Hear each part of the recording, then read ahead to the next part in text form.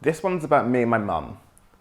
She taught me sarcasm before she taught me how to walk, made sure I knew I was a Tottenham fan before I knew my times table, and she showed me Star Wars before she showed me how to dress. And my mother has a TARDIS heart.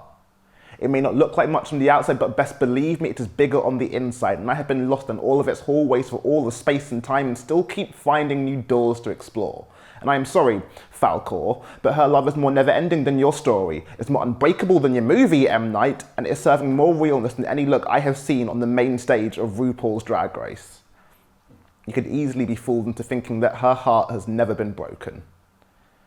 I know it skipped a couple of beats in high school, but I think all those crushes did was soften it. I know it's got a lot of love for Idris, Denzel, and a bit of Will and all of Adrian Lester, but I don't know if my father was the first one she let into it. Maybe he helped her fix it. Kept it in place up until the divorce, but after that I expect there must have been a couple of cracks, but I've never seen any stray splinters that have fallen into my dinners. There were no stray shards strewn across our living room floor. If there were any pieces missing, she's kept them well hidden. See, I think my mum is a magician. I mean, she kept appearing and reappearing at all my football matches, all my poetry nights. She kept me believing that she was 27 up until I was 11, and she keeps finding my happiness in the bottom of her top hat. Scratch that.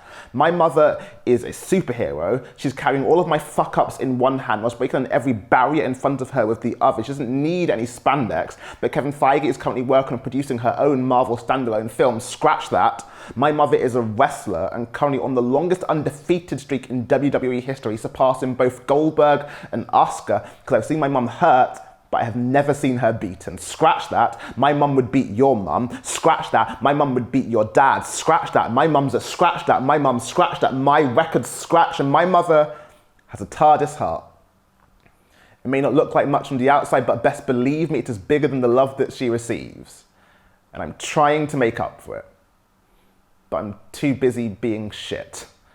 I keep spending my nights swimming in Stella instead of coming home to her. I keep trying to buy smiles, ignoring the ones that she gives me for free, and I keep messing up my life, knowing that she'll always be there to clean up after me.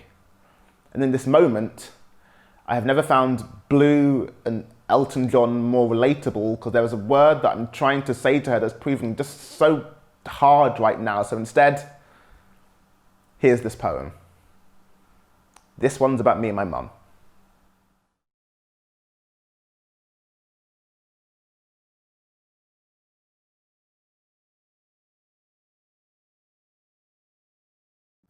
My favorite dance teacher, Emma, is the most beautiful woman in the world. She has this hair, you see, that curls and curls, back down her straight dancer spine for days, gorgeous auburn, amber.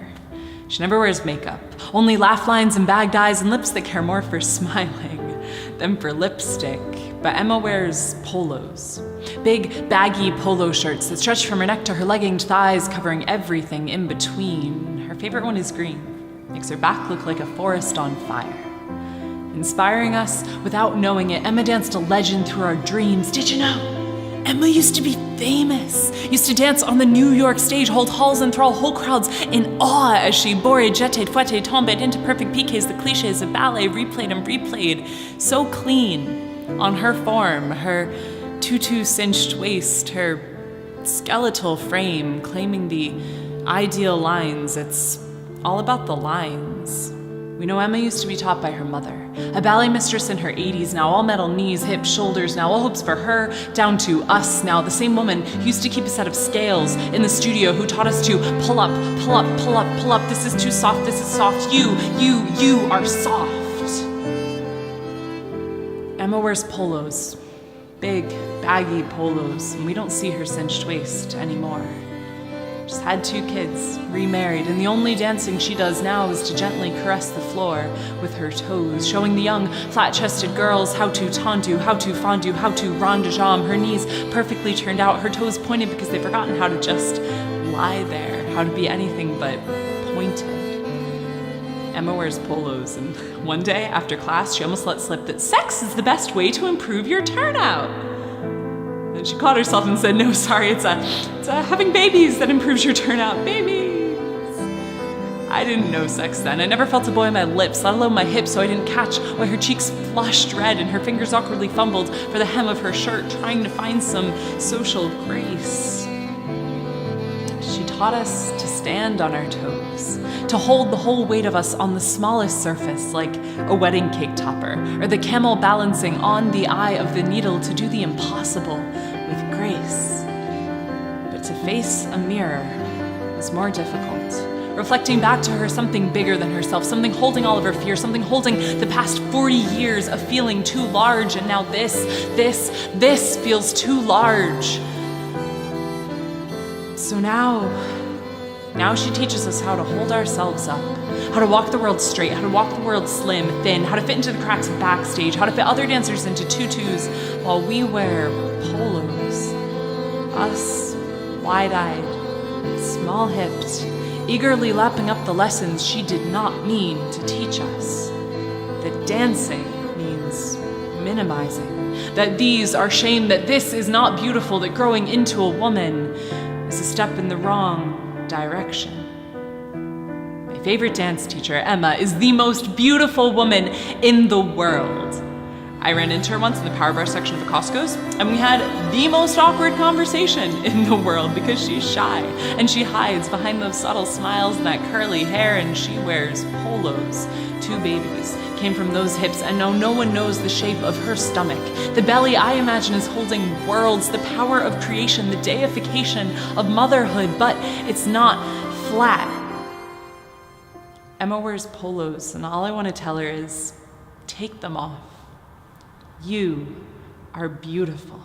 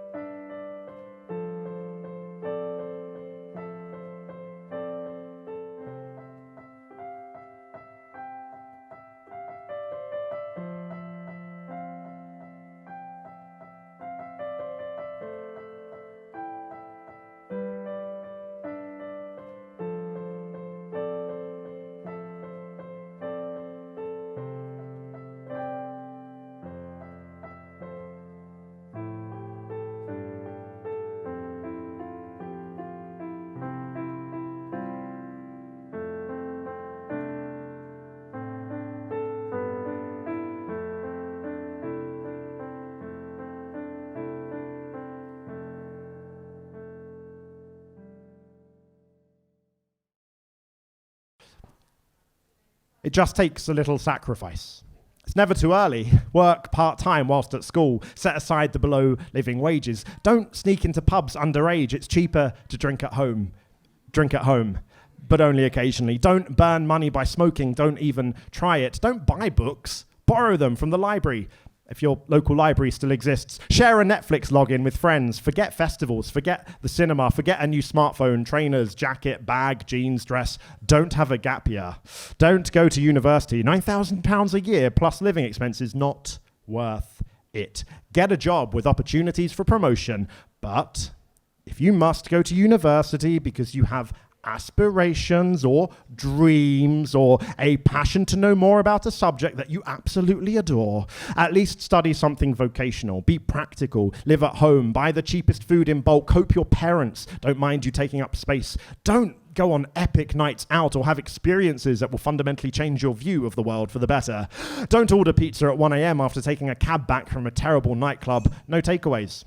No cabs. No nightclubs, no friends, ideally. No presents to buy them, no temptation to have a swift one after finals. Graduate as soon as possible. Masters?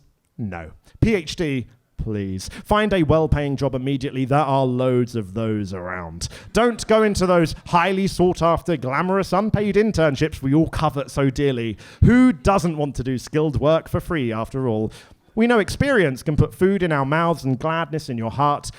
Much better than a well-paid job. Get that job. Set aside 90% of your income after necessary expenses the following are not necessary expenses. Takeaways, brunch, flat screen TVs, holidays, Friday night drinks, Saturday night drinks, midweek drinks, a cheeky pint at lunch, Sunday afternoon beer garden drinks, birthday drinks, a bottle of wine to yourself on a Tuesday evening because bloody hell you are exhausted and stressed and your boss is awful, and these 4 walls in your single bedroom in your 5-person flat share an hour and a half from where you work is the only space you can actually call your own, and even though the rent is 50% of your salary, you're grateful for that and want to treat yourself to a cheeky glass of Rioja.